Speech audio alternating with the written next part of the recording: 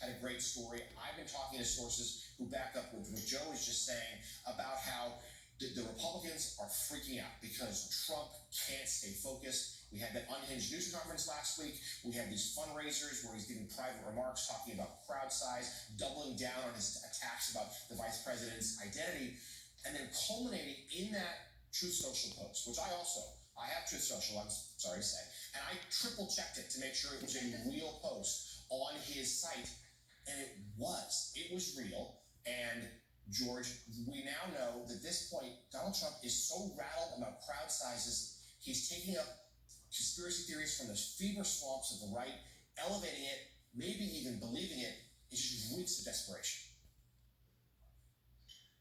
Yeah, as I've been yammering about for 5 or 6 years now, he's a deeply unwell man. He is a deeply psychologically disturbed individual. If he were a member of your family, you'd be staging an intervention and taking him in to a psychiatric hospital. And if Melania and Ivanka and Eric and Don Jr. care about their father, and I assume their father and husband, I assume they do, they would be doing that if they could.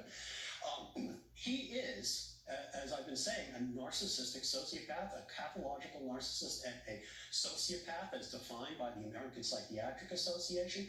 And these are, historians will tell you, the traits of authoritarian dictators throughout history. And what we're seeing now is, as you put it, an implosion. And this I believe, is what ultimately was always going to happen, the final implosion of Donald Trump. I mean, it's like Hitler, when Hitler was moving around divisions that didn't exist in the last 10 days of the war in the Führer bunker. I mean, he has completely lost it. This post is beyond question delusional. But it was also inevitable, because what's happening here is he realizes he's under more pressure than ever, because he's not just running for the presidency, he's running for his freedom. He's going to go to jail if he does not win the presidency, and he can see that now.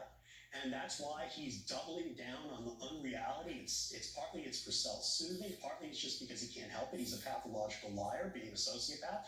And what we're watching is we're going to make fun of it because it helps provoke him into self-destruction, which is what the country needs. But it's actually very, very sad.